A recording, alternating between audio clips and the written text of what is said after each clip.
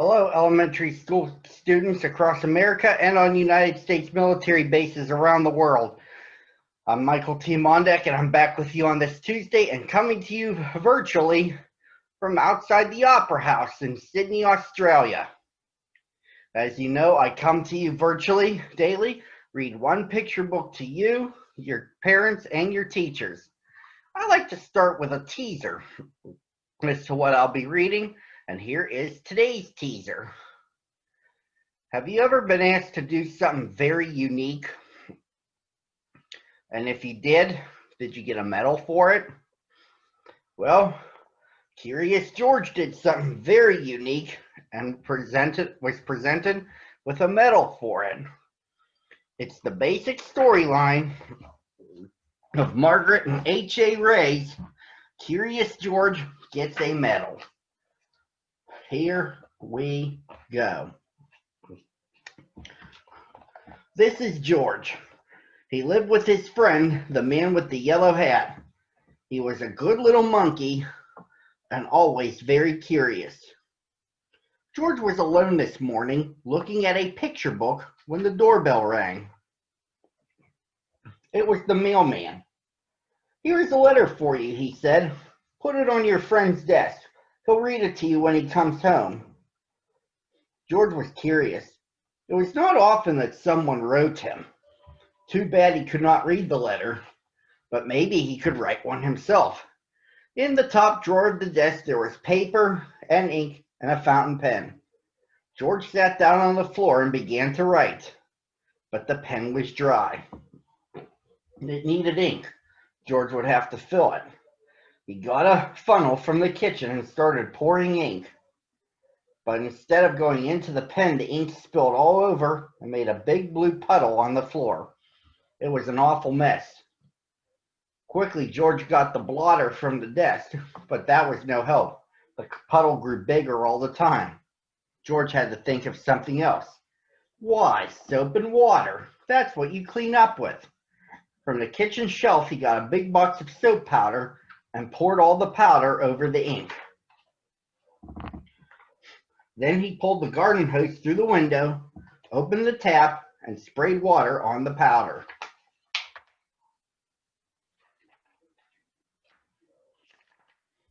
Bubbles began to form, and then some lather, and more lather, and more lather, and more lather.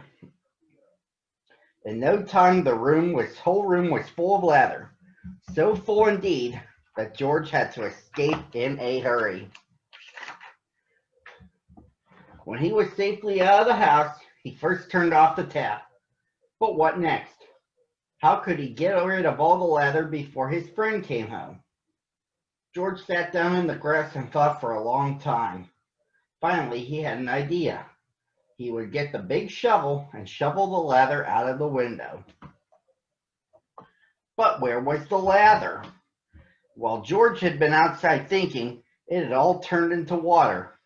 Now the room looked like a lake and the furniture like islands in it.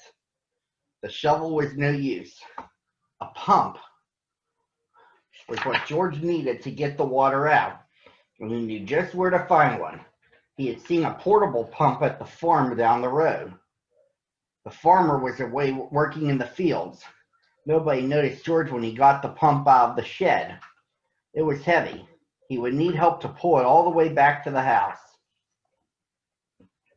Maybe he could tie the goat to the pump and make her pull it, but George, just as George was about to slip the loop over the goat's head, he was hurled through the air and landed near a pen full of pigs. The biggest pig was standing near the gate. What if George opened the gate just enough to let him out? A big pig could easily pull a small pump. Carefully, George lifted the latch, and before he knew it, all the pigs had burst out of the pen, grunting and squealing and trying to get away as fast as they could. George was delighted. He had never seen anything like it. For the moment, all his troubles were forgotten. But now the pigs were all gone, and not a single one was left to help him with the pump. Luckily, there were some cows grazing nearby. Cows were gentle and strong. would mean nothing to a cow to pull the pump for him. This time George was right. The cow did not mind being tied to the pump. She even let him climb on her back, and off they went. George was glad. Now he would soon be home, pump out the room, and everything would be all right. Meanwhile, the farmer and his son had heard the squealing of the pigs. They were rushed home from the fields and now had their hands full catching all the pigs. Not until the last pig was safely back in the pen did they have time to look around. And what did they see? A mole monkey riding on their cow, making off with their pump. The chase was on. George and the cow were ahead at first, but the pump was slowing them down. The farmers were getting closer and closer. Now they had almost caught up with them. But where was George? Here he was, hiding in a shirt. The farmers had run past him, but on their way home they had come back over the same road. George did not feel safe in his hiding place. Just then a truck came rattling down the road. George jumped aboard. Monkeys are good at jumping, and was gone before the farmers had a chance to see him. The truck drove to a part of town that George had never seen before.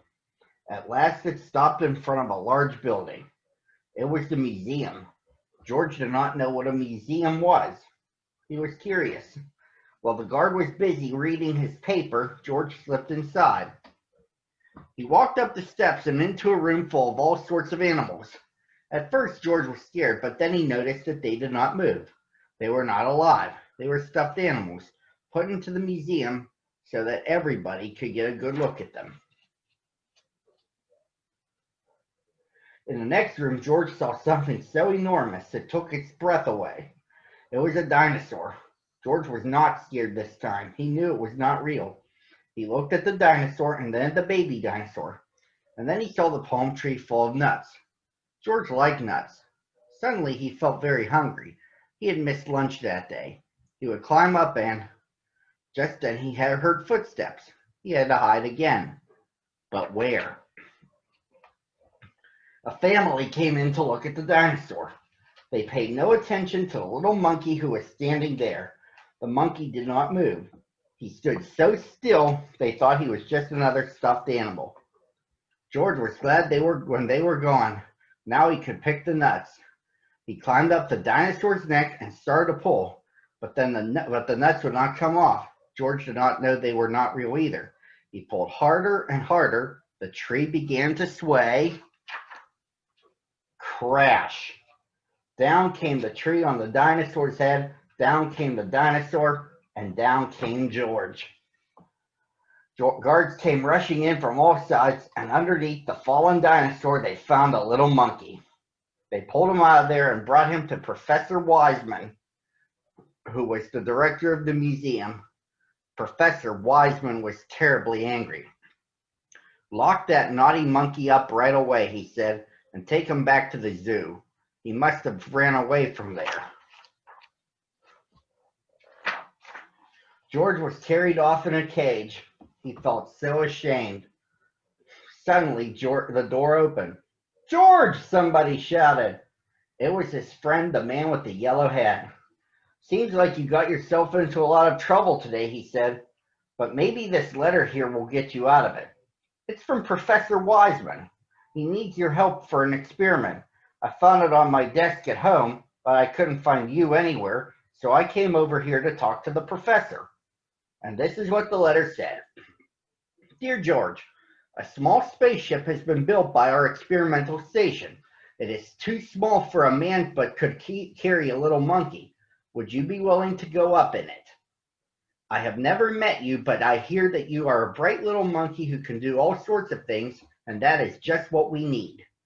We want you to do something nobody has ever done before. Bail out of a spaceship in flight. When we flash you a signal, you will have to open the door and bail out with the help of emergency rockets. We hope that you are willing and that your friend will permit you to go. Gratefully yours, Professor Wiseman, Director of the Science Museum." So you are George, Professor Wiseman said. If I had only known. Of course, everything will be forgiven if you are willing to go. They got the smallest size spacesuit for George and all the other things he needed for the flight. Then they helped him put them on and showed him how to use them. When everything was ready, a truck drove up with a special television screen mounted on it to watch the flight. They all got on and were off to the launching site. They checked all the controls of the spaceship, especially the lever that opened the door. George tried it too. The great moment had come. George waved goodbye and went aboard. The door was closed. Professor Wiseman began to count. 5, 4, 3, 2, 1, go! He pressed the button and the ship rose into the air, slowly first, and then faster and faster, and higher, until they could no longer see it in the sky. But on the screen, they saw George clearly all the time. Now the moment had come for George to bail out. Professor Wiseman flashed a signal. They watched the screen. George did not move. Why didn't he pull the lever? In a few seconds, it would be too late. The ship would be lost in outer space with George in it. They waited anxiously. At last, George began to move. Slowly, as if in a daze, he was groping for the lever. Would he reach it in time? There! He had grabbed it! The door opened. Hurrah! George was on his way. Out of the blue, an open parachute came floating down to Earth. The truck raced over to the spot where George would land.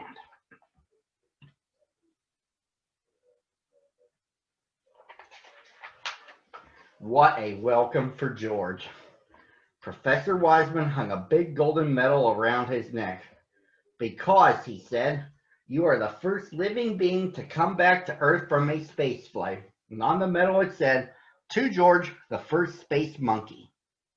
Then a newspaper man took his picture and everybody shouted and cheered, even the farmer and his son, and the kind woman from next door who had worked for hours to get the water out of the room. I'm proud of you, George, said the man with the yellow hat. I guess the whole world is proud of you today. It was the happiest day in George's life. And that, my boys and girls, is the story of Curious George Gets a Medal. Join me again tomorrow at the same time on the same channel.